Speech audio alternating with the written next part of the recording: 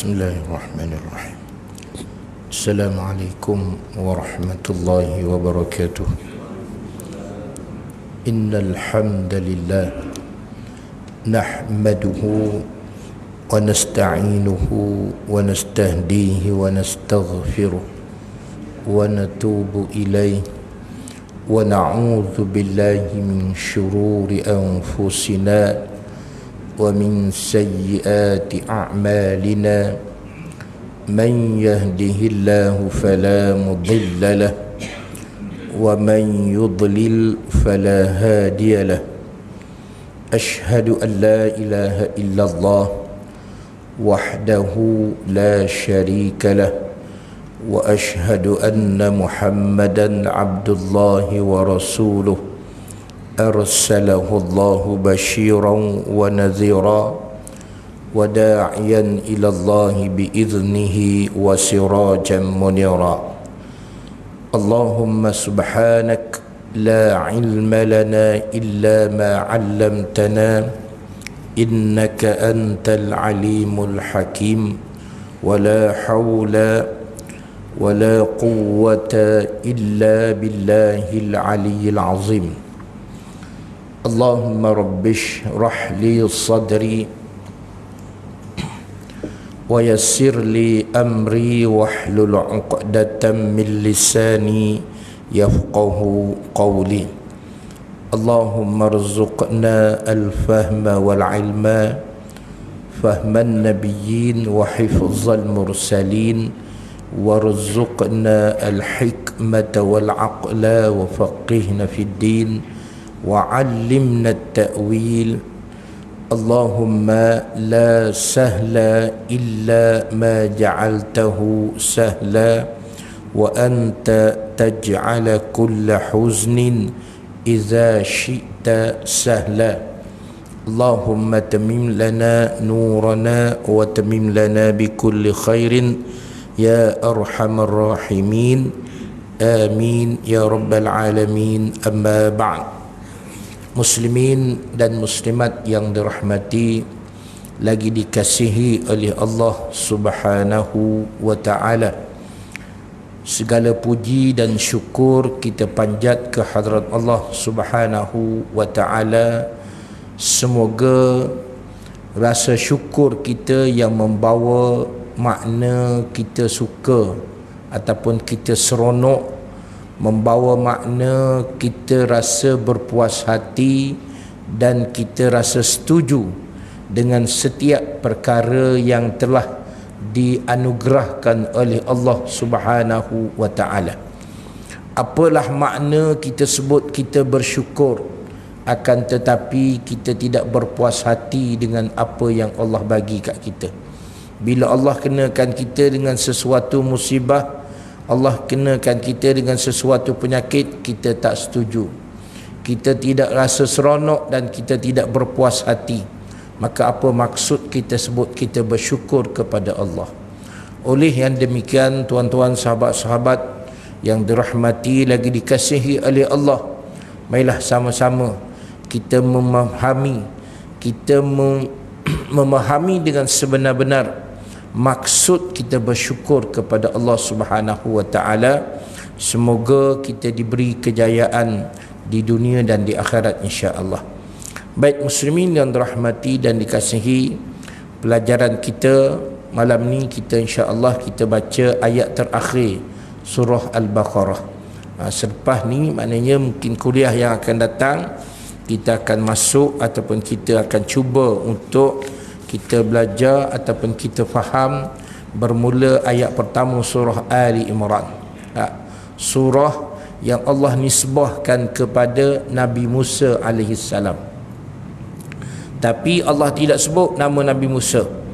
Allah sebut Ali Imran. Al maknanya keluarga. Imran.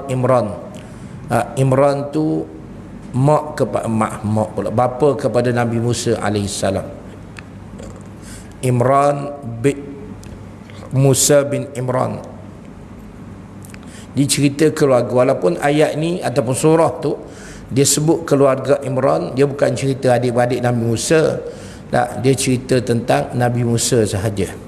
Tapi Kata setengah maksud Ali Imran itu, keluarga Nabi Musa itu ialah di mana Nabi Musa dibesarkan. Tak, bagaimana mak kandung dia, bagaimana kakak dia, bagaimana keluarga angkat dia di istana negara Mesir, yang disebut dengan Raja Firaun dan isteri kepada beliau. Itu insya-Allah kita masuk akan datanglah.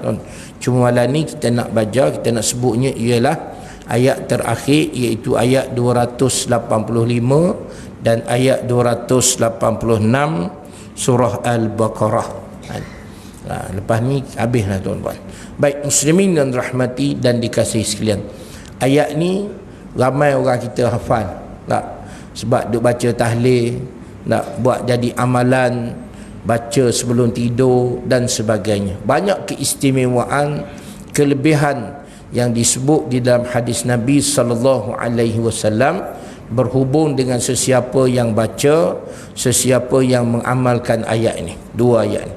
Setengah riwayat kata kena baca 3 ayat, bermula lillahi ma fis samawati wa ma fil ard sampai ayat ni. 3 ayat ni sebut dalam hadis Nabi, ada Nabi sebut dalam hadis mengatakan bahawa 3 ayat terakhir surah Baqarah, maka kena baca semua kalau baik.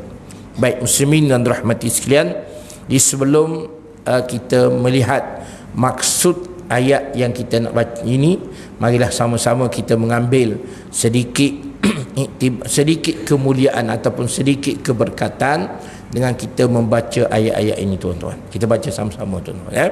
Baik muslimin yang rahmati sekalian, ayat 285 dan 286 akhir ayat surah Baqarah. A'udzu billahi minasy syaithanir rajim.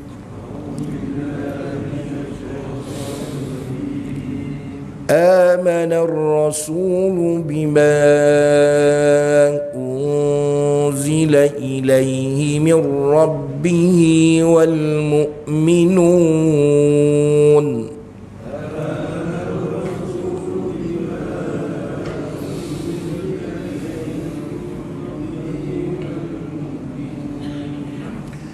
كل آمن بالله وملائكته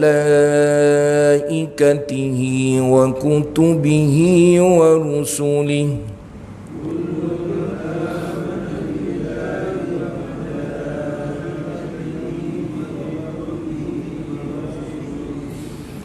لا نفرق بين أحد من رسله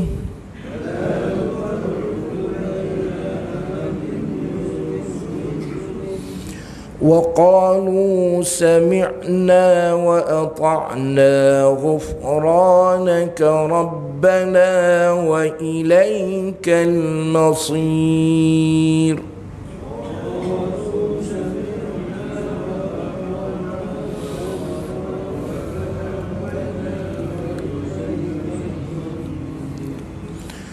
لا يكلف الله نفسا إلا وسعها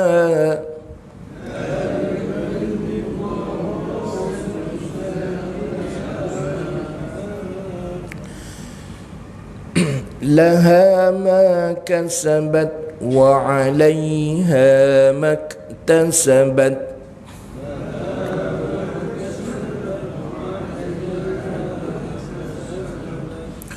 ربنا لا تؤاخذنا إن نسينا أو أخطأنا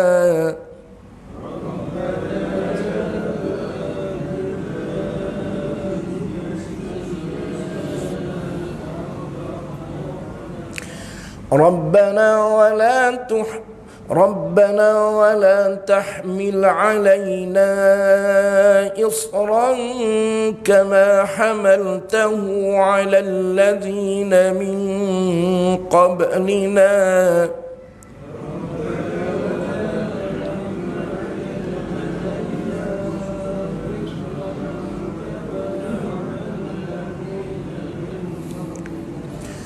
ربنا ولا تحملنا ما لا طاقة لنا به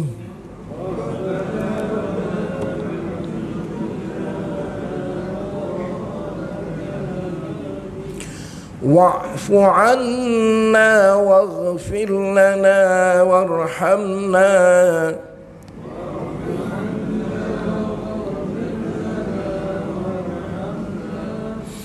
أنت مولانا فانصرنا على القوم الكافرين.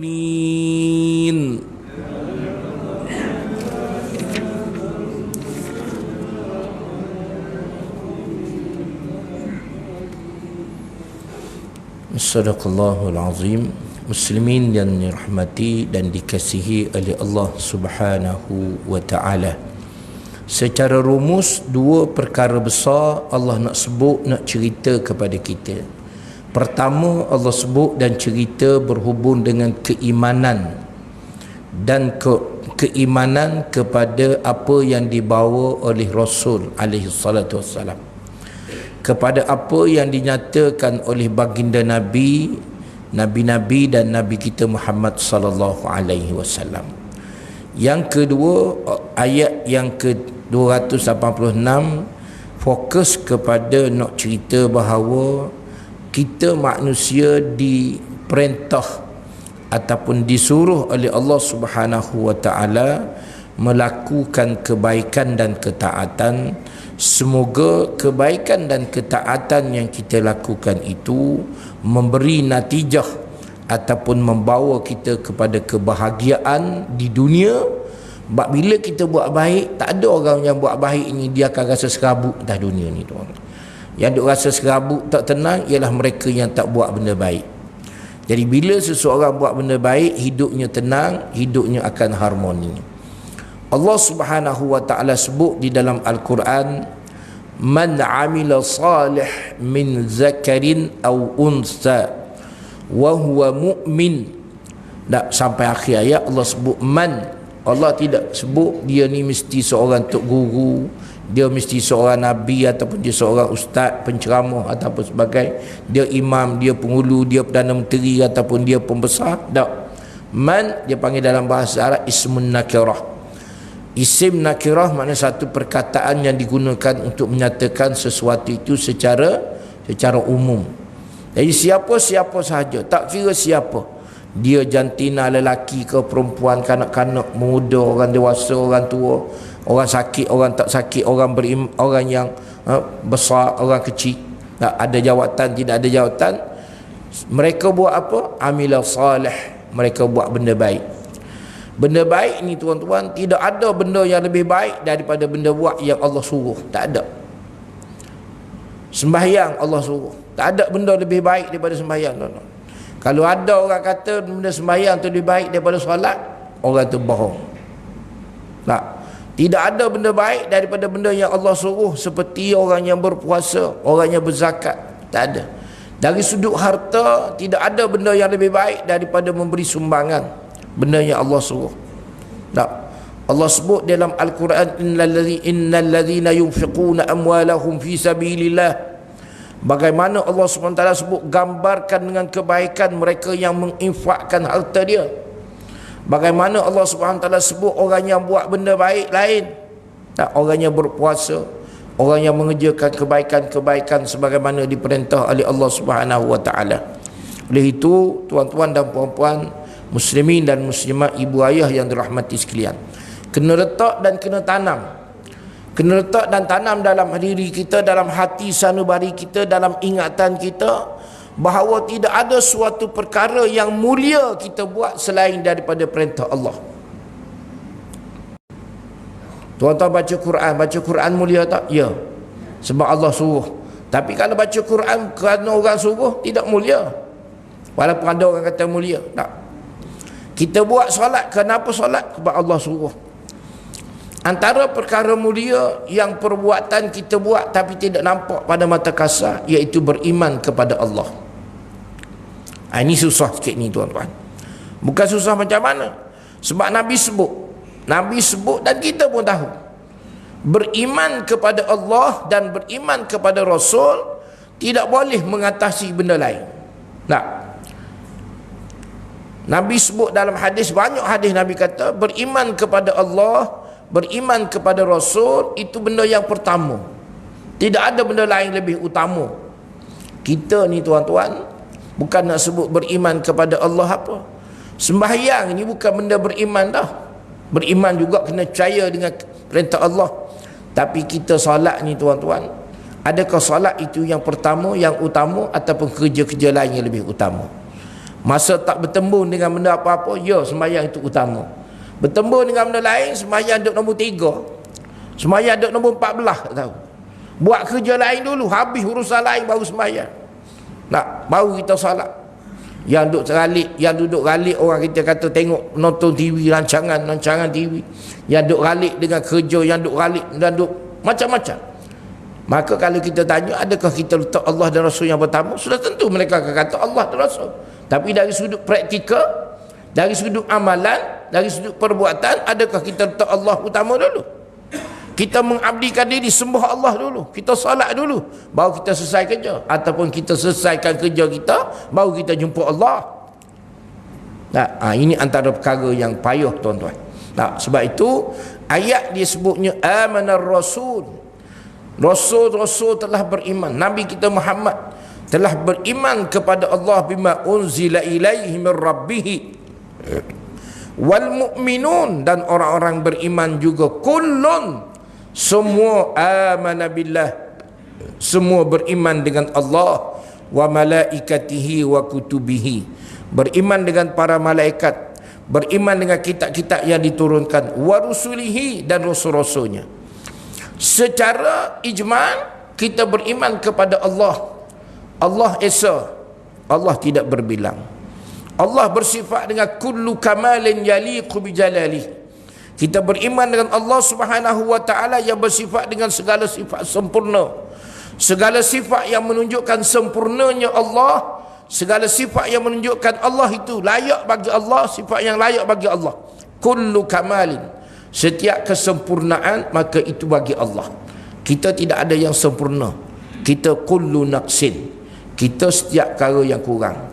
Mata kita kurang, tenaga kita kurang, pendengaran kita kurang, tenaga, kekuatan, segala perkara kita kurang, ilmu pengetahuan kita sangat kurang dan sangat cetek. Tapi Allah kullu kamalin.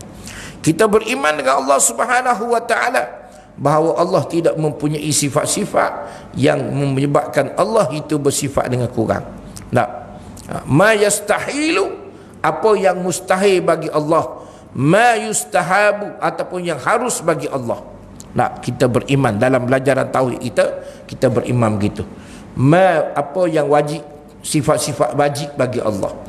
Yani kalau kita belajar sifat 20 yang disebut oleh ulama, susunan daripada ulama kita, itu antara sifat-sifat wajib bagi Allah. Allah bersifat dengan sifat yang kita belajar dan sifat 20. Jadi muslimin yang dirahmati dan dikasihi sekalian, cukup ataupun tidak tuan-tuan? Cukup ataupun tidak? Memadai ataupun tidak dengan kita tahu Allah bersifat dengan sifat 20 tu, dan Allah tidak bersifat dengan segala sifat yang lawan 20 tu, dan Allah bersifat dengan segala sifat yang mustahil, mustahak, yang harus bagi Allah. Cukup ke tidak? Dari sudut praktikal kita, amalan kita, perbuatan kita, tindakan kita tidak menunjukkan bahawa kita beriman dengan Allah Subhanahu wa taala, bahkan kita tidak meletakkan Allah itu lebih utama. Ini antara perkara yang kena benar-benar. Sebagaimana tuan-tuan hari ini contohlah. Contoh. Sebahagian besar daripada masyarakat kita, termasuklah kita, bila dapat pergi ke Mekah buat kenduri tuan-tuan. Seronoknya, rasa seronoknya pergi ke Mekah tu. Tak ada orang buat kenduri dia boleh sembahyang masjid Jumaat 4-5 kali sehari. Tak ada. Mana besar sembahyang Jumaat 5 waktu dengan pergi haji? Mana besar? Mana besar tuan-tuan? Mana besar? Tuan-tuan rasa pergi haji lebih besar ke sembahyang 5 waktu lebih besar? Dua-dua lebih sama besar? Ataupun yang utamanya sembahyang lebih utama daripada haji? Ada tak hadis sebut siapa tak buat haji dia tanda orang munafik? Ada tak? Tak ada tanda apa-apa. Sembahyang ni tuan-tuan, solat ni Nabi sebut banyak hadis. Al-farqu al-ahdu bainana wa bainahum tarkus salah. Beza orang Islam dengan orang bukan Islam ialah tidak sembahyang. Jadi muslimin, sahabat-sahabat yang dirahmati dan dikasihi sekalian, kenapa kita rasa teruja sangat, seronok sangat bila boleh pergi ke Mekah, tak rasa seronok bila boleh mari sembahyang? Sebab apa? Allah yang duduk Mekah dengan duduk kat Malaysia ni, Allah lain ke?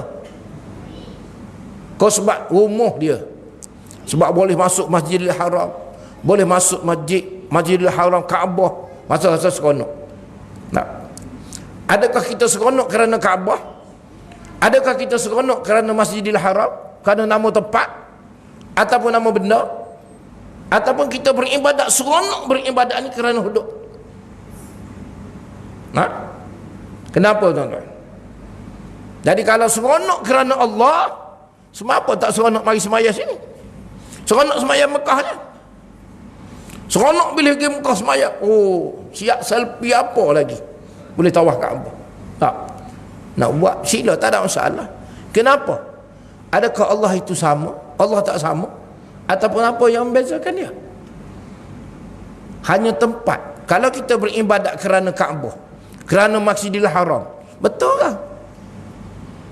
Betulkah kita pergi kerana beribadat, kita seronok bersungguh-sungguh kita kerana kita berada di Masjidil Haram, kerana adanya Kaabah, maka kita 1 jam sebelum sembahyang sampai masjid dah.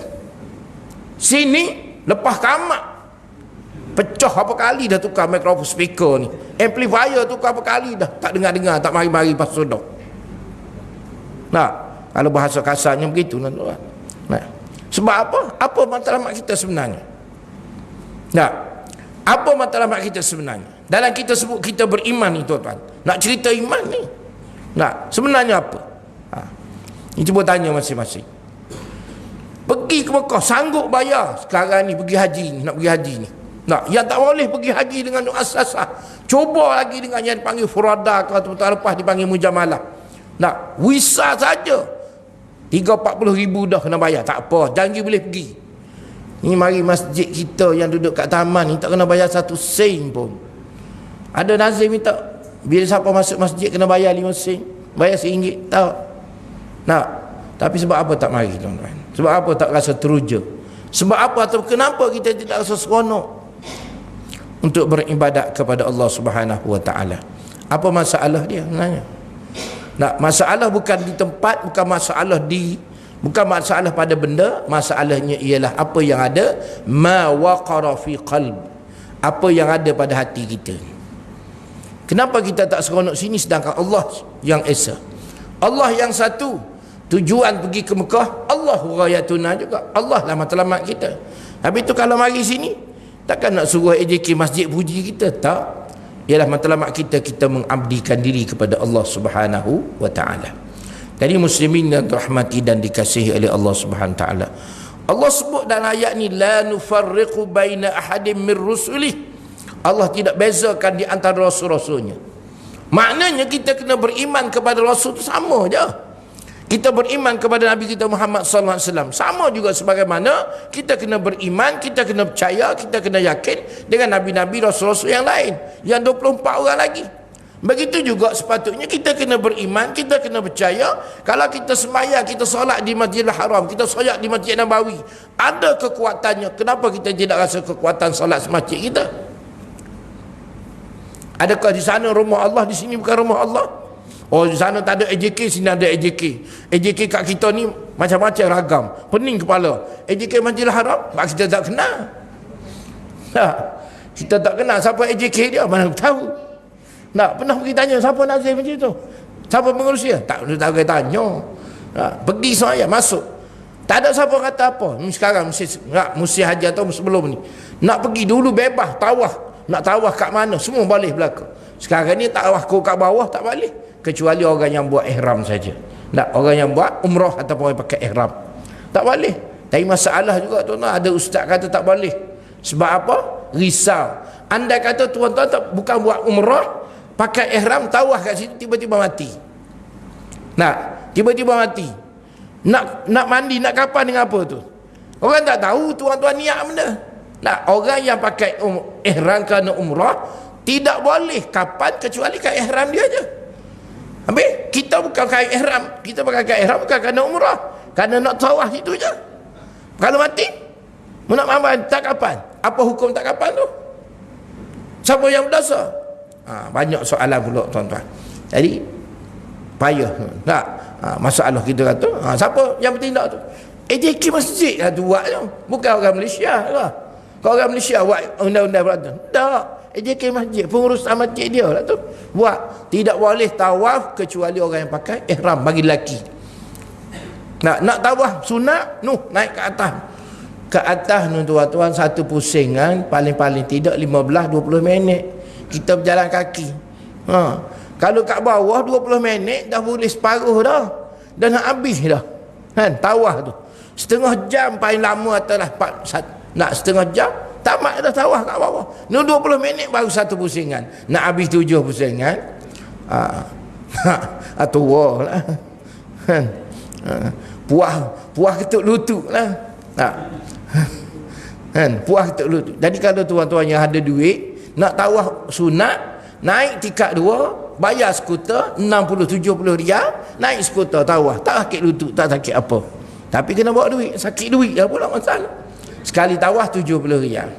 70 rial ni 100 dah duit Malaysia ni. Tak, 100 rial sekali tawaf. Tak apalah ustaz, nak tawaf, nak buat ibadat, kira apa? Tak apa, tak ada duit tak apa, sila. Baik muslimin dan rahmati Allah Subhanahu wa taala, ini nak sebut tadi, jika Allah sebut dalam bab beriman, kita tidak boleh membeza-bezakan di antara nabi ataupun rasul. Begitu juga sepatutnya kita dalam bab ibadat, bukan kata pergi ke Mekah setengah jam nak masuk waktu pergi dah. Kita kat sini lagi orang tak kamak tak sampai depan. Orang kamak baru sapa. Allahu akbar. Muslimin dan rahmati kita. Kenapa begitu? Sebab apa yang ada pada diri kita yang menjadi persoalan. Begitulah jika kita nak sebut di dalam bab beribadat ni tuan-tuan.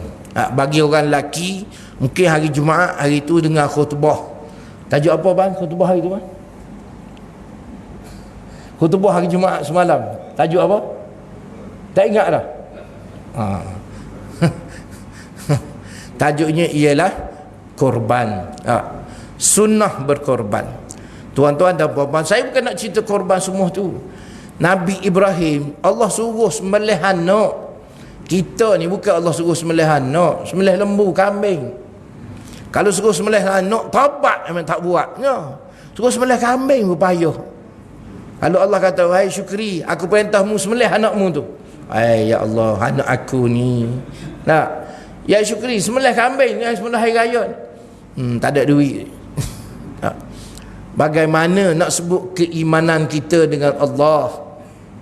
Nabi tuan-tuan alaihi wassalatu wassalam, apa yang diperintah oleh Allah, tidak kata A, tidak kata B, sami'na wa ata'na. Apa yang kau perintah? Anak Nabi Ibrahim, umur kecil tu tuan-tuan, Ismail tu, bukannya umur 15 tahun. Dikatakan masih kecil lagi umur dia, kata setengah 6 tahun 7 tahun gitu je. Bila Nabi Ibrahim kata ya bunayya inni ra'aitu fil manam azbahuk fanzur maza tara, wahai anak kesayangan anak anda, ayah semalam mimpi Allah suruh sembelihmu. Dia kata ayah menggila kan? Tak. Kalau kita anak kita tengok atas bawah, ayah ni tak segar kau ke mana? Kau tak makan ubat lagi pagi ni. Tapi tak tuan-tuan, anak Nabi Ibrahim, fanzur maza tara, apa pandangan awak, pandangan kamu apa? If'al ma tu'mar satajiduni insyaallah minas sabirin. Bagaimana jawapan dia tuan-tuan? Isteri hajar pula, tidak kata mu ni Ibrahim dah lah susah-susah aku mengandung, mu nak suruh sembelih pula. Tak ada. Kita kalau isteri kita apa kata dia kak? Suami kata aku semalam Allah suruh sembelih anak. Abang ni tak sioman ke apa? Bagaimana kita menangani ayah suami kita? Bagaimana Hajar tu? Semasa Nabi Ibrahim bila beranak, gila tak nu tengah padang pasir. Hijab Ismail tu tuan-tuan tu letak situ. Hijab Ismail tu, tuan-tuan pergi ke Mekah kan satu lekong. Hijab ni hijron, maknanya lebih kita kata bilik Nabi Ismail. Situlah tempat Nabi Ismail ditinggalkan sama Nabi Ibrahim. Kelip-kelip pah lah kita kata. Tak. Hajar tengok.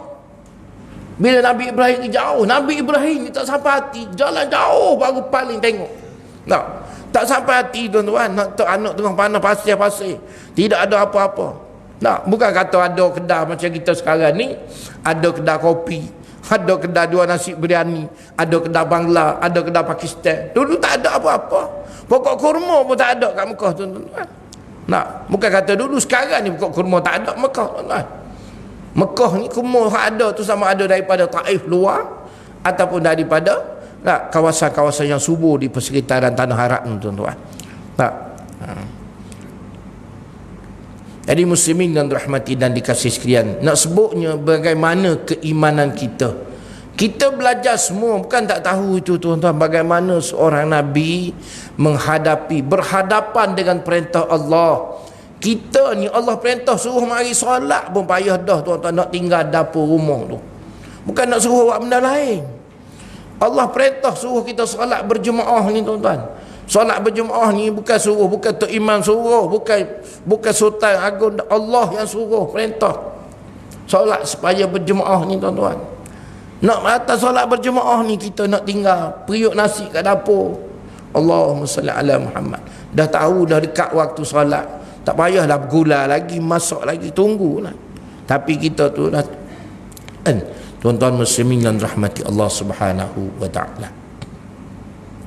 Inilah yang Allah Subhanahu wa taala ceritakan kepada kita, qalu sami'na wa ata'na.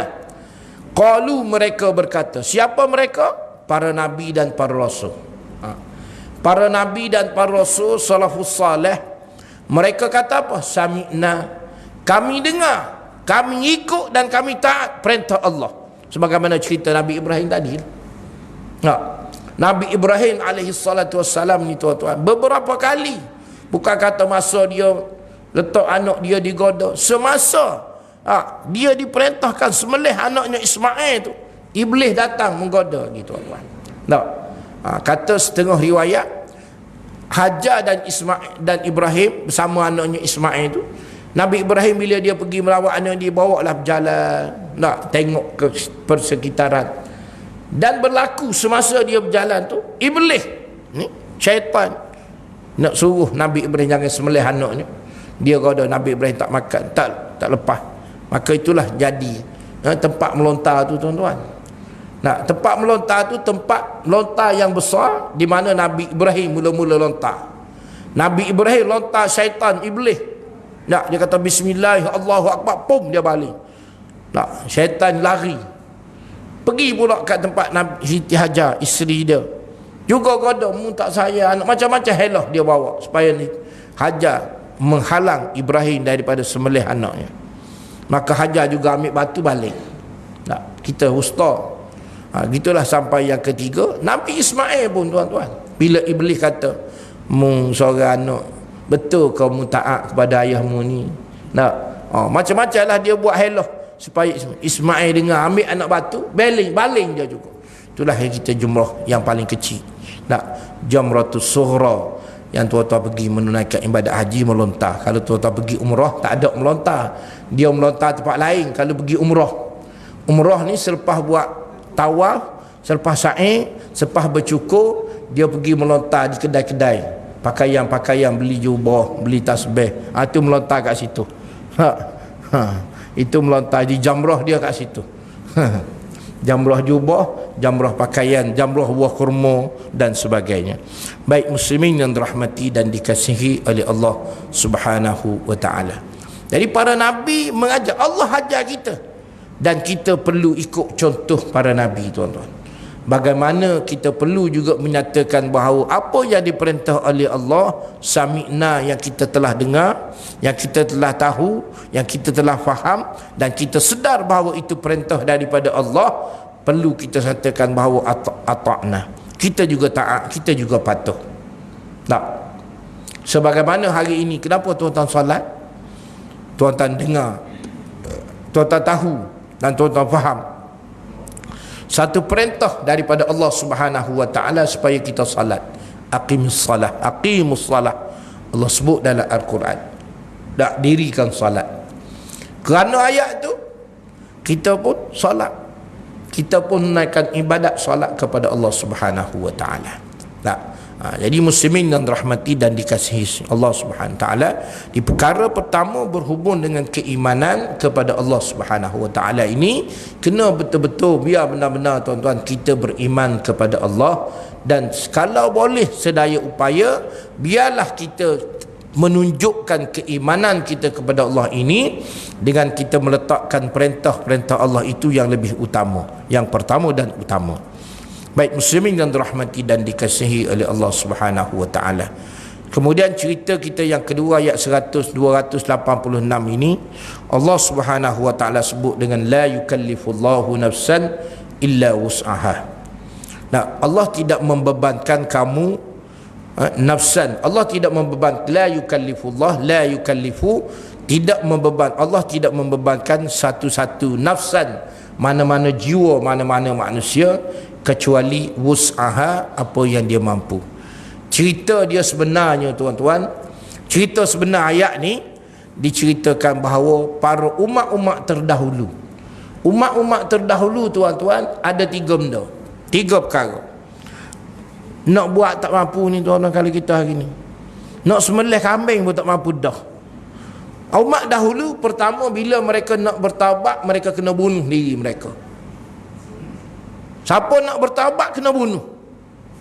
Siapa nak?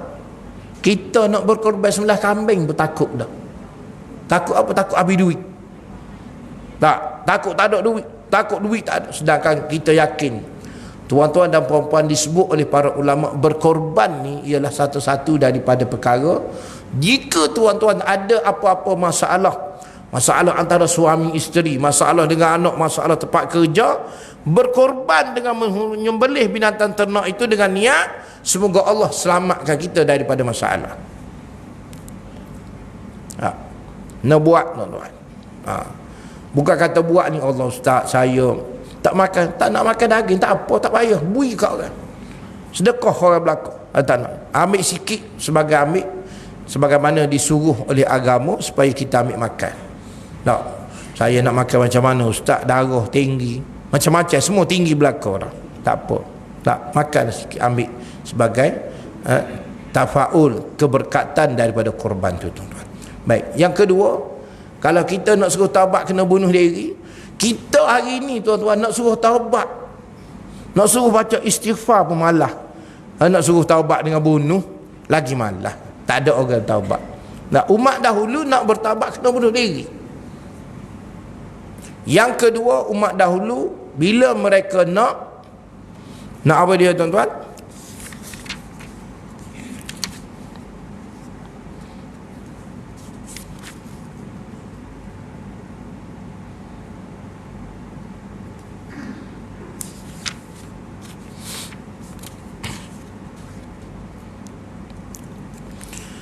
Baik, yang kedua, apabila mereka ingin menyucikan harta mereka. Yang kedua, apabila mereka ingin menyucikan harta mereka, mereka mesti mengeluarkan 1/4 daripada harta yang mereka ada. Kita hari ni nak suci harta, bayar zakat paling-paling banyak 2.5% sahaja. Nak, kalau kita ada 1,000, kita hanya keluar berapa? 25 ringgit sahaja, kan? Ada 1,000 bayar apa? 25 ringgit ke 205 ringgit? 250 ke 25 ringgit? 25 ringgit, kan? 1,000 nak bayar harta 25 ringgit sahaja. Tak, zakat harta kita. Zaman dahulu nak bayar zakat suci harta, kena bayar keluar 1/4 daripada harta dia. Ada 1,000 kena bayar berapa? 250 keluar. Tak, kita air terlalu lah. Kalau 1,000 benar banyak. Dan yang ketiga, apabila mereka ingin menyucikan sesuatu tempat, maka mereka perlu menggunakan suatu perkara yang disebut di dalam hadis Nabi SAW, seperti apabila najis kena baju. Najis kena baju, dia tak boleh basuh tuan-tuan. Dia kena ambil gunting, pok gunting buai hak tu. Nanya. Nak, kita hari ni Najis baju ambil air basuh, dah boleh pakai balik. Dia dulu najis ambil gunting kerak pembuai hak tu baru boleh pakai semula baju tu. Allah. Baju baru ni semalam, baju hari raya. Baju baru pakai hari ni hari raya, pergi kat orang sebelah lembu percik darah, pop kena. Darah tu tak boleh basuh, kena kerak pun. Allahu akbar. Jadi umat Nabi Muhammad sallallahu alaihi wasallam diberi dengan satu kemurahan, iaitu Allah tidak bebankan kita dengan benda yang kita tidak mampu. Tiga-tiga perkara ni kalau suruh kita berat nanang tuan-tuan. Nak taubat kena bunuh. Pasal boleh buat benda baik dah habis kan. Salah sekali bunuh. Habis tak boleh buat apa. Sekarang ni salah 14 kali tak taubat. Nak kita boleh buat benda baik lagi, anda ada peluang untuk buat benda baik. Sebagaimana cerita dalam bab, contoh kita kata dalam bab hukum zina. Tak. Dalam bab hukum zina tuan-tuan dalam Islam, orang yang berzina walaupun dia pergi mengaku kepada hakim, dia pergi kat mahkamah, saya berzina, mahkamah tidak boleh terus menjatuhkan hukuman tuan-tuan. Suruh dia balik dulu, bagi dia peluang. Walaupun dia tidak ada saksi tapi dia mengaku dia berzina. Itu dalam Islam. Tak boleh kata terus higap, terus tangkap, tak.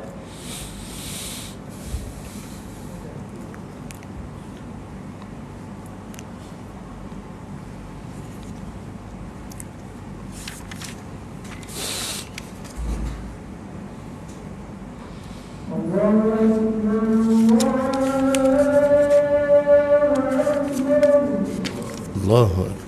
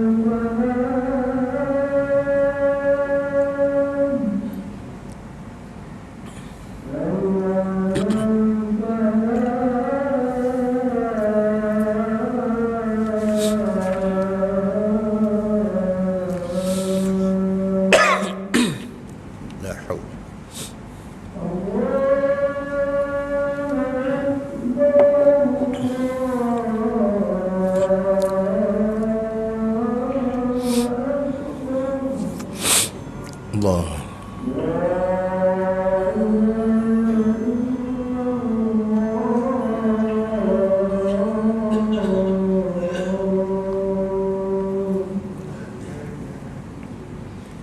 La ilaha.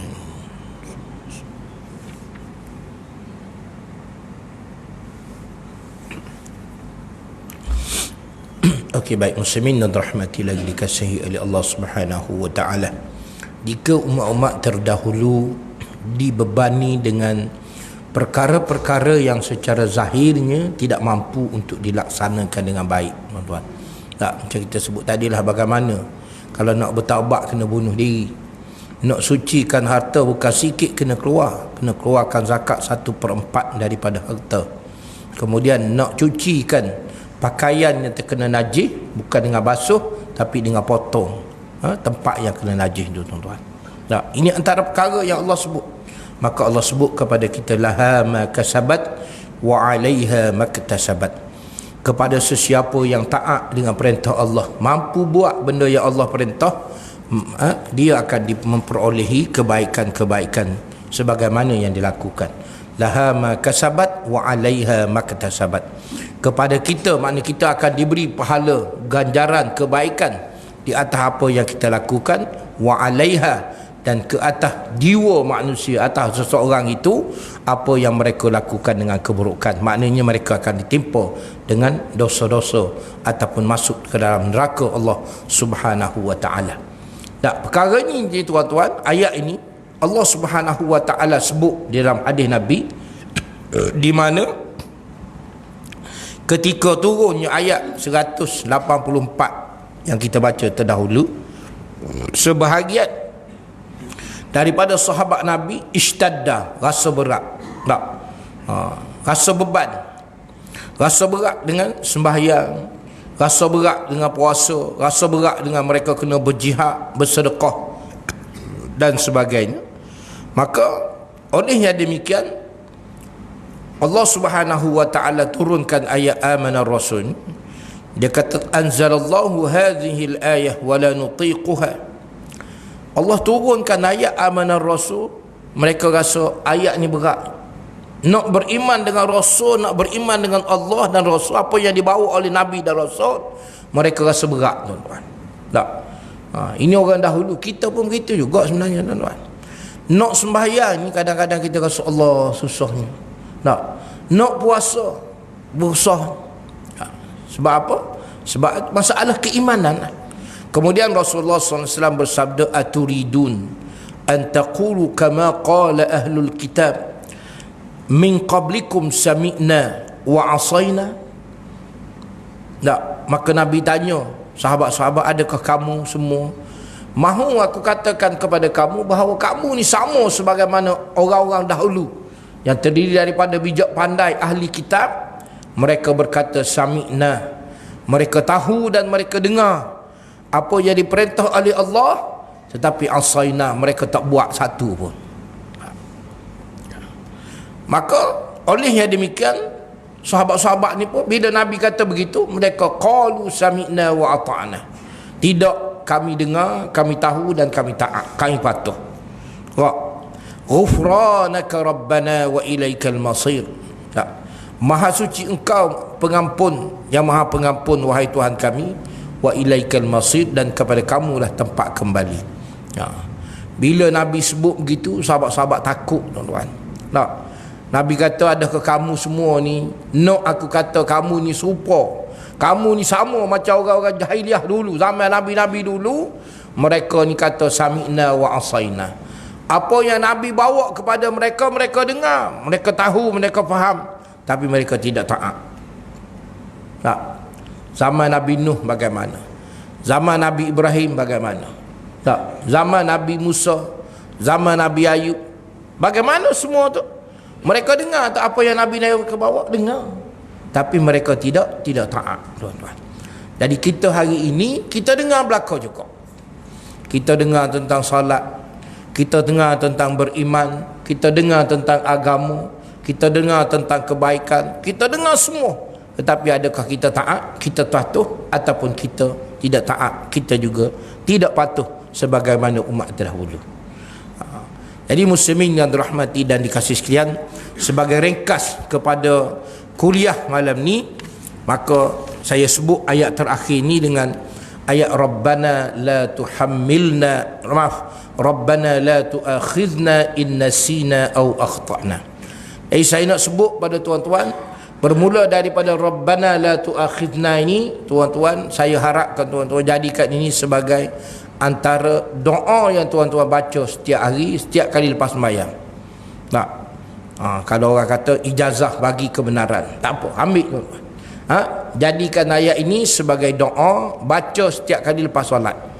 Sebab kita kata hasil daripada ayat pertama kita baca tadi, ayat 285 sehingga ayat 286 separuh tadi, berhubung dengan keimanan kepada Allah, berhubung dengan amalan ketaatan kita kepada Allah Subhanahu wa taala, berhubung dengan amalan kita melalui agama Islam, maka kita sebut kepada Allah Rabbana la tuakhidna inna sina au akhtana.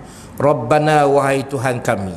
Tak, mana kita kata Rabbana ni atau Allahumma, ya Allah wahai Tuhan kami, la tuakhidna, jangan kamu seksa kami. Asal perkataan akhaza ya'khuzuni, la tuakhidhu, mana jangan kamu ambil, maksudnya jangan kamu seksa kami, inna sina, sekiranya kami lupa, au akhtana, ataupun kami tersalah, kami tersilap. Lupa kita dalam bab beriman kepada Allah, silap kita dalam bab beriman kepada Allah, lupa kita dalam amalan kita, ketaatan kita kepada Allah, maka kita cakap kepada Allah, bagi tahu kepada Allah, sekiranya aku terlupa, aku tersalah, aku tersilap, la tu'akhizna, jangan kamu seksa aku. Jangan jadikan lupa kita, kelupaan kita, terlupa kita, silap kita, salah kita itu menyebabkan kita diseksa oleh Allah SWT, kita diazab. Tak, ini kena baca tak? Setiap kali lepas salat baca tuan-tuan, jangan sakit. Tak. Sebab tu orang-orang dahulu amanah Rasul ni dia akan baca selepas baca ayat kursi. Kita ni kalau imam baca semua amanah Rasul, baca ayat kursi, baca, kita kata ustaz wirid panjang. Tak tak wajib pun wirid tu ustaz. Tak. Nah. Benarnya benda ini adalah satu perkara yang sangat baik tuan-tuan. Rasulullah SAW dalam satu hadis, tak, Rasulullah kata, apabila kamu diberi peluang untuk berada pada satu majlis zikrullah, maka debukkanlah peluang tersebut sebab ia memberi kebaikan. Jadi bila kita jumpa majlis-majlis orang yang ingat kepada Allah SWT ni, kita kena berebut tuan-tuan, berebut untuk datang ke majlis-majlis mengingati Allah. Bukan pergi berebut nak pergi konsert ni, tidak. Tak, konsert kena bayar tiket pun penuh. Majlis ilmu tak minta duit 1 sen pun ada 2-3 orang je. Tak. Kalau buat kat luar, tak tahulah tiang lapu lebih banyak daripada orang yang hadir. Baik, jadi jadikan sebagai satu doa yang kita baca harian tuan-tuan. Kalau boleh baca setiap kali lepas solat. Selepas kita solat, ya Allah, maknanya ya Allah, sekiranya ada solat aku tadi, ada yang aku lupa, perbuatan kita ada solat tadi kita salah, tak betul, kita minta la tu'akhidna, ya Allah jangan kamu seksa aku. Jadikan itu sebagai azab, kita kena azab daripada Allah Subhanahu wa taala. Jadi muslimin dan rahmati, dan doa ini tuan-tuan boleh tuan-tuan amalkan. Boleh tuan-tuan amalkan kalau tuan-tuan solat hajat sebagai contoh. Dalam sujud terakhir, tuan-tuan baca benda lain, baca doa ni, ulang sama ada 3 kali, ulang 7 kali, ataupun ulanglah jumlah yang ganjil sebagaimana kemampuan yang tuan ada. Kalau tuan-tuan boleh baca sampai 21 kali, bagus. Takut bangun-bangun tak jumpa tempat sujud dah. Tak jumpa tempat nak duduk, nak baca tahiyat tak tahu jumpa mana. Baca berapa? 21 kali. Pening. Pening mutaiti jangan. Tak. Mula-mula baca sikit 3 kali. Kemudian kalau boleh lagi tambah sampai 7 kali. Tak, boleh lagi sampai 9 kali, 11 kali, boleh. Baik, muslimin dan rahmati sekalian. Lepas daripada tu, Rabbana inna sina wala au akhtana. Rabbana wala tahmil alaina isran kama hamaltahu ala alladhina min qablina. Dan kita sebut lagi, Rabbana, wahai Tuhan kami, la tahmil alaina isra, jangan kau bebankan. Tahmil, kau tanggung, maknanya kau bebankan ke atas kami, isran, sesuatu bebanan, kama hamaltahu ala alladhina min qablina, sebagaimana engkau telah bebankan orang-orang yang terdahulu daripada kami. Mana umat-umat zaman sebelum Nabi Muhammad dulu, bagaimana mereka dibebankan dengan bebanan-bebanannya tu. Tak. Contoh tadilah, mereka bila nak bertaubat kena bunuh. Tak boleh, tak ada peluang dah untuk beribadat lain, tak ada. Kita alhamdulillah tuan-tuan muslimin rahmati sekalian, dosa besar kecil, tiap-tiap hari dia buat dosa. Tak pernah bertaubat atau bertaubat. Bila kita bertaubat, kita diberi peluang, ada peluang lagi untuk hidup maksudnya. Tak, sebagaimana kita sebut tadi tuan-tuan. Jadi kita baca ini tuan-tuan, jadikan sebagai amal. La tukallifna minal a'mali syaqah wa in ataqnaha. Ya Allah, jangan kau, kita minta, maksud jangan Allah bebankan kita dengan sesuatu bebanan, dengan sesuatu amalan yang boleh membebankan kita, walaupun mungkin kita mampu. Tak, mungkin kita mampu, tapi kita rasa berpayah tuan-tuan. Tak, sebagaimana Rasulullah sallallahu alaihi wasallam sebut, Nabi kata, laula an asyqa ala ummati la amartuhum bisiwak inda kulli salah. Sekiranya aku tidak rasa benda tu membebankan umat aku, nescaya aku akan suruh mereka bersugi setiap kali nak sembahyang. Sebab Nabi rasa nak suruh setiap kali sembahyang ni kena bergigi, benda tu beban, susah kita, maka Nabi tak suruh. Nabi kata dia tidak wajibkan kita buat, sunat, dia menjadi sunatkan kita buat saja. Tak, kalau tidak, wah susah tuan-tuan, kena ada bergigi belakang, kayu sogi seorang ada. Nak solat go, nak solat, Allahumma salli ala Muhammad, supaya tidak beban kita. Dan kita baca lagi, Rabbana la tuhammilna ma la taqata lana bih. Rabbana la tahmil, satu, jangan kau beban. Rabbana la tuhammilna, kita juga minta, ya Allah jangan kau bebankan kami, ma la taqata lana bih, benda yang kita tidak mampu, yang kita tidak ada keupayaan. La taqata, tidak ada keupayaan, kita tidak ada kemampuan untuk menunai dan melaksanakannya. Kemudian kita sebut apa? Rabbana ma la taqata lana bih wa'fu anna. Wa'fu dengan Allah. Ingat tuan-tuan, wa'fu, ampunkan kami, iaitu bainana wa bainaka ya Rabb. Afwan, dalam bahasa kita tengok sebut apa dia sebut, wa'fu anna waghfir lana, ampun kami, maaf kami. Ampun maknanya kita dengan Allah, salah kita dengan Allah, kita sebut wa'fu. Sebab tu kita sebut Allahumma innaka afuwun. Dia tak sebut innaka ghafurun, dia tak sebut. Sebab apa? Ghafur ni iaitu salah kita dengan manusia. Allah memberi kemaafan walaupun kita salah dengan orang. Kita salah dengan Allah, Allah bersifat afuun, memberi pemaaf.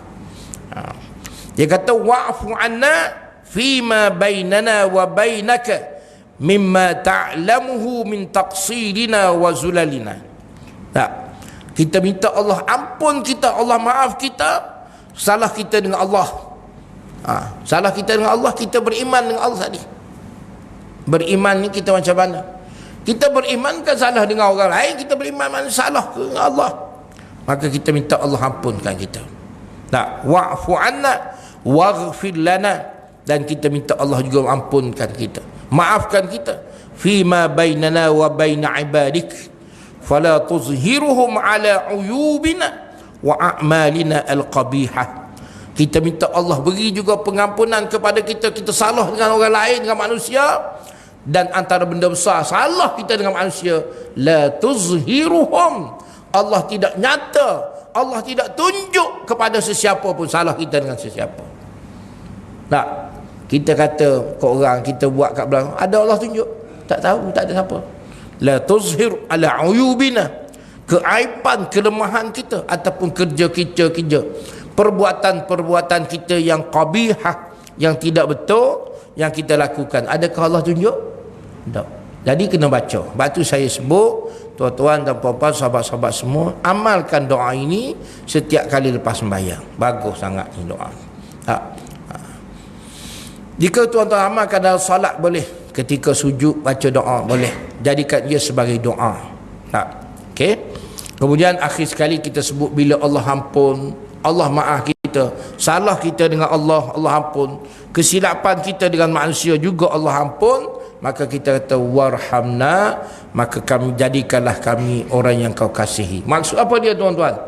Terimalah, istaqbil, terimakanlah amalan-amalan kami tu Tuhan. Aku ni, kita sebut, kita ni dah lah salah dengan Allah, salah dengan manusia pun ada salah, banyak dosa. Amalan kita Allah tak terima, apa-apa lagi ada. Dosa timbul-timbul, dengan Allah berdosa, dengan manusia salah. Tu amalan yang kita buat Allah tak terima. Engkau dah mu salah. Kalau kita ada bahasa kita, dah mu banyak, dah mu rasa mu terror sangat, mu hero sangat, kau mu lah mi. Allah biar kita macam mana? Siapa kita jika Allah tidak memberi kasih dan sayang dia? Siapa kita jika Allah tidak menerima amalan-amalan kita? Kita sedekah, Allah kata mu sedekah pun tak ikhlas. Macam mana? Apa yang kita nak buat kata apa? Lepas tu kita sebut tadi, Rabbana la tu'akhidna, wahai Tuhan, ya Allah, sekiranya apa yang kami buat ini kurang, ada kekurangan, ada kelemahan dengan berbagai-bagai kelemahan yang ada pada diri kita, kita minta Rabbana. Kita minta dengan Allah Subhanahu Taala, semoga Allah Subhanahu Taala menerima semua itu, walaupun kurang, walaupun lemah.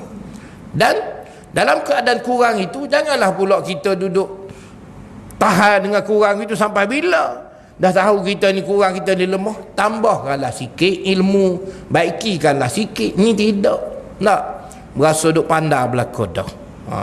Susahlah tuan-tuan. Bila orang belajar, orang mengajar, kita rasa ajar fiqh, bab sembahyang aku tahu belaka dah. Bila mari solat salah tunggai-tunggai. Contoh, minta maaf tuan-tuan, ni sampai hari ni minta maaf, tegur sikit ni. Ni tuan-tuan yang pakai emas ni, apa hukum pakai emas masa sembahyang? Sunat, haru, makruh? Hukum dia apa? Menutup muka adalah haram semasa salat. Sekarang ni tuan pakai emas ni sebab apa? Takut Covid lagi kau? Sebab apa tuan-tuan? Buat tak belajar, bukan minta maaf, bukan kata nak tidak. Sebab tak tahu, tak belajar. Oleh kerana dah berapa lama dah, zaman tu kaduk dah dulu, hak Covid ni dah lama sangat dah. Dah lalu pakainya. Kalau tuan nak pakai juga, saya nasihat masa solat jangan pakai, sebab ada hukum. Lepas solat pakai. Sebab ada hukum tuan. Orang perempuan yang pakai purdah tu pun tak boleh pakai purdah masa sembahyang. Kita orang lelaki tiba-tiba nak pergi tutup muka, lebih ada orang perempuan. Tak ada gigi ke apa? Kau tak ada hidung. Jadi sahabat-sahabat yang hormati sekalian, mana kita buat sesuatu tu biar ada kita tahu. Pakai mask ketika mana menutup muka, bukan maksud pakai mask, menutup muka semasa solat hukum dia haram. Bukan kata solat tu tidak sah ya. Hukum menutup muka semasa solat ialah haram, maknanya berdosa. Apa kita solat buat dosanya? Tak payahlah. Masa solat buka dulu. Lepas tu rasa takut sangat, tutup pula. Assalamualaikum. Dah buka, tutup semula. Nak takbir, buka dulu. Tutup dagu saja tak apa, jangan tutup muka. Sebab ada hukum tuan-tuan. Okay. Baik, itu saja saya rasa mungkin sebab hadis kita pun habis dah. Maka kita sebut warhamna anta maulana fansurna 'alal qaumil kafirin. Sesungguhnya engkaulah maulana, tempat kita bergantung. Allah lah tempat kita gantung. Selain daripada Allah siapa tuan-tuan? Sebagaimana tuan-tuan bila tuan-tuan naik kapal terbang, contoh bila kapal terbang tu berlaku, dia panggil apa? Dia jatuh tu F-Rocket kapal dia panggil tu kan. Bila dia jatuh tu tak ingat siapa. Nak bergantung mana? Bergantung kat kapal terbang? Bergantung di pintu? Tak ada. Allah. Tak ada benda lain dah. Contoh mudah hari ni, mudah nampak kita bergantung kepada Allah. Bila tuan-tuan naik kapal terbang berlaku F-Rocket, tuan-tuan tengok sabar lain dah. Dia turun tuan-tuan. Hati dia rasa macam tak ada dah. Boom, Allah. Bukan dia jatuh sikit-sikit, 30 km tuan-tuan jatuh. Saya pernah naik. Saya tak ingat. Masa saya pergi Pakistan ke mana. Jatuh tu dia kata 30 km. 30 km sikit je. Dia naik jauh daripada tu lagi. Jatuh tu Allah. Saya rasa macam tak ada jantung saya ni. Bergantung dengan siapa tak? Allah. Nak bergantung di pintu kapal terbang wacur kapal dak lagi kan. Jadi Allah SWT sebut doa yang kita baca tadi sebagai tanda kita bergantung. Anta maulana, iaitu mutawalliya umurana wa malikuna. Allah lah yang mengatur, menyusun, mengurus segala urusan kehidupan kita, dan Allah juga tempat kita nasiruna, bantu menolong kita. Wa alaika wa ala Allahi natawakkal. Kepada Allah Subhanahu Wa Taala kita bertawakal. Fansurna, dan kita sebut akhirnya fansurna 'alal qaumil kafirin, maka bantu tolong kami kepada ke atas orang-orang kafir. Maksudnya kaum kafir ini bukan semata-mata orang, 'alal qaumil kafirin, atas kaum yang membawa kepada perkara-perkara yang menyebabkan kufurnya manusia. Bukan kepada orang kafir saja. Benda yang dibawa oleh orang kafir menyebabkan ramai manusia tidak solat hari ini tuan-tuan. Jadi kita minta Allah bantu kita, tolong kita, keluarga kita. Jadi benda ni kena jadikan sebagai satu amalan. Mudah-mudahan kita diberi kejayaan oleh Allah SWT. Tak disebut dalam satu riwayat, ada seorang sahabat Nabi namanya Muaz bin Jabal radhiyallahu anhu, setiap kali dia baca ayat ini, akhir surah ni, maka dia akan sebut amin. Nah, dia akan sebut amin. Semoga Allah terima. Makna amin tu, ya Allah perkenankan doa kami. Nah, sama sebagaimana tuan-tuan pada malam ni ada satu, mungkin ada sebahagian tuan-tuan ni dah faham, dah tahu, bila tuan-tuan baca Fatihah, akhir surah Fatihah juga kita doa kan, ihdinas siratal mustaqim siratal ladzina an'amta alaihim ghairil maghdubi alaihim waladdallin.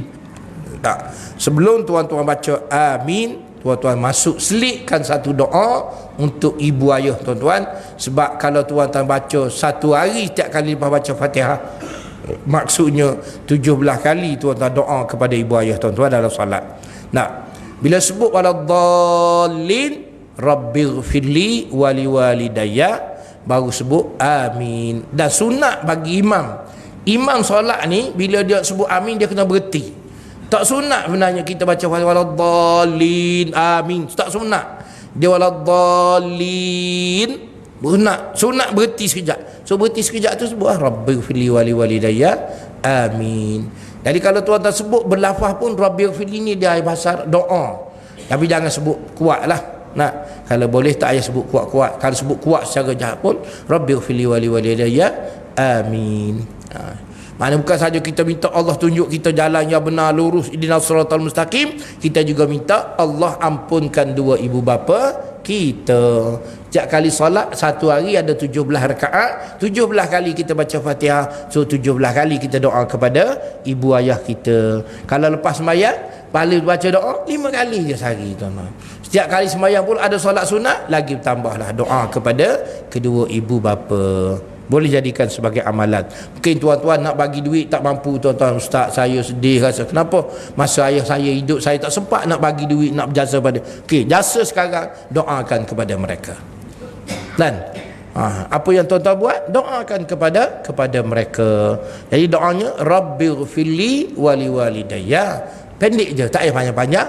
Ya Allah ampunkan aku, dua ibu bapa aku, amin. Dah.